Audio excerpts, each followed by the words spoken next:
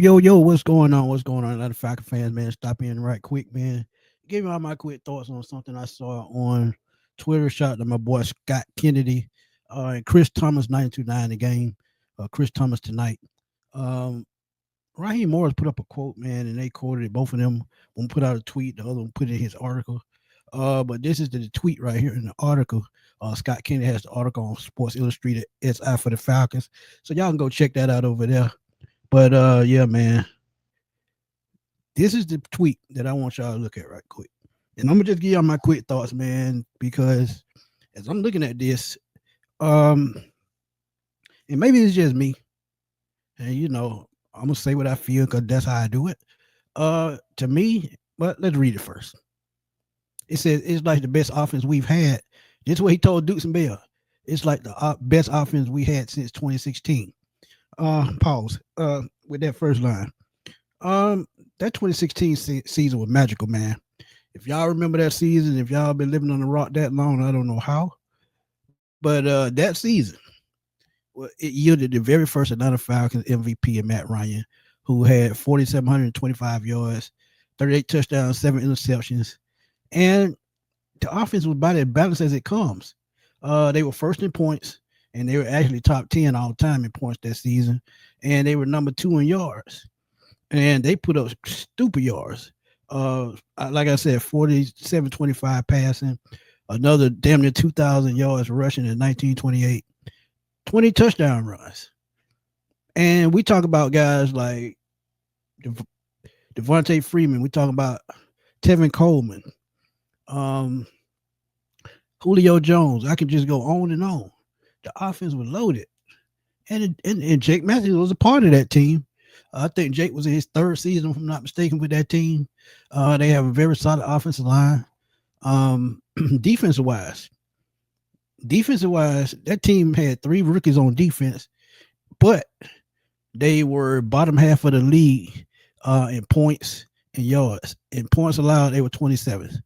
So they had to outscore opponents every game. Against the pass, 28th, and that was bad. Against the run, 17th. That was even bad. That was middle of the road. So what they did, what helped them through it, was they were opportunistic. They did, force a lot of turnover that year.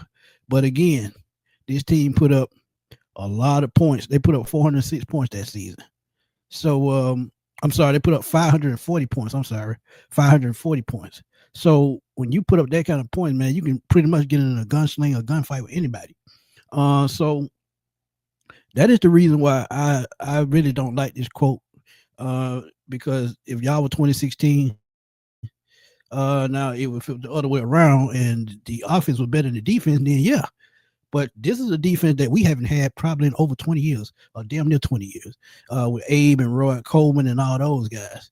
But look, when you look at it, man, with this tweet, he says we've done a really good job over the last 2 years on keeping Zach Robinson.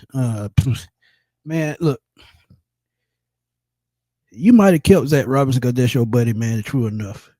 But this offseason, um, I feel like you got to go out and get another offensive coordinator. I mean, let him go to Oklahoma State or, whatever restaurant he like to, visit and join. Let him do it. Because I'm telling y'all, Zach Robinson is not that dude. He's not. And you can get mad at me all you want.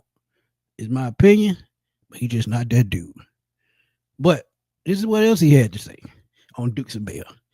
He said if he lost his cool when with the team after losing and being labeled a player coach, he said, "What's that do? What's good is that? I'm a teacher. Are you? I'm a realist. Are you? You have to go out there and know how to get everybody the right way and what buttons to push." See, he talk a good game. He talk a good game. I can tell he was a player in high school, and I can tell he can sell cars. He can do all of that, man, because he talks smooth like that. He about smooth as a piece of butter on light bread. But as I'm looking at it, man, he's telling the truth. But he's not going out there pushing the right buttons. Because if he pushed the right button, Zach Robinson would have gotten his offense right by now. Look at the 2 wins that we've had this season. I'm sorry, 3 wins. You look at Minnesota, ran the ball, effectively wore down the defense. Still couldn't get the play action. Still couldn't get throws over the middle. But we won that game because we ran the ball down their throat. Um, you look at Washington. Same exact thing. Came out strong. They were moving. They were actually passing the ball down the field this game, and went up 21-3 at halftime. But the second half, and ever since that half, the offense went straight downhill. They only scored 3 points. I think 3 points the rest of the game, if I'm not mistaken. Yeah, let me see. 20. Yeah. No, they scored 6 points the rest of the game against Washington. And the very next day, you get drug. No, I'm sorry, Buffalo. You win that game.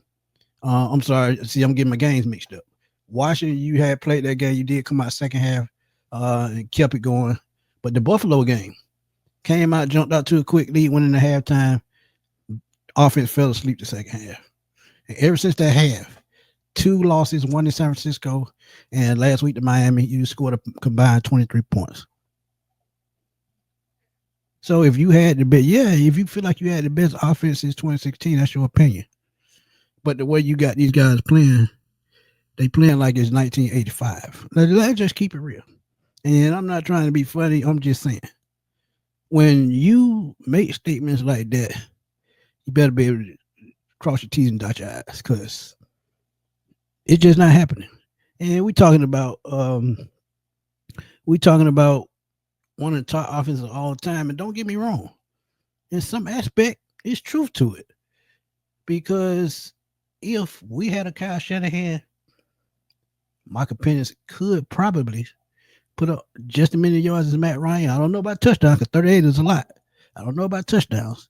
But as far as yards, he probably could have threw the 35 to 4,000 yards. The run game, 1,928 yards that season, 20 touchdowns. Tyler Algier and Bijan Robinson, far better than Devontae Freeman and Tevin Coleman. There's no disrespect to those guys.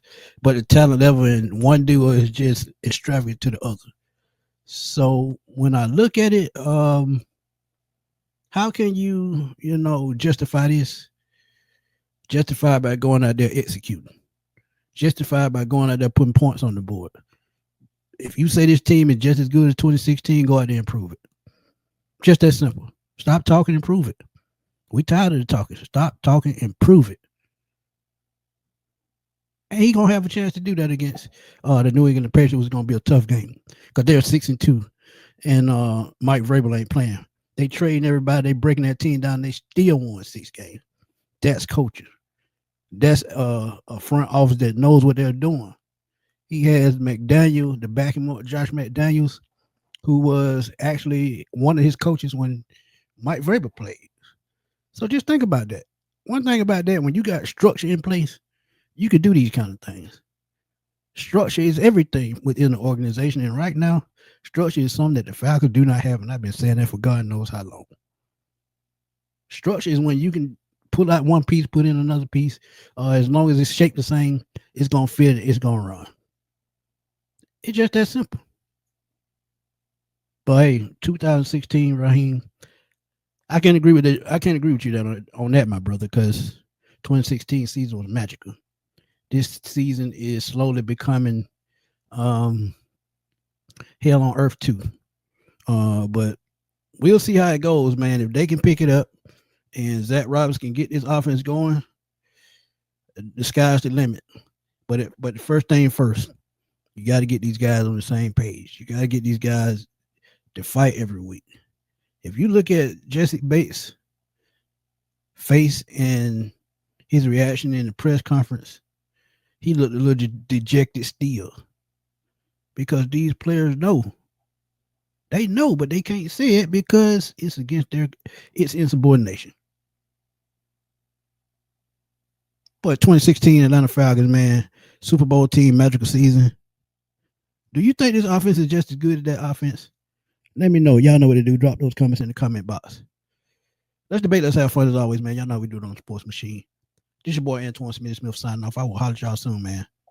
Peace.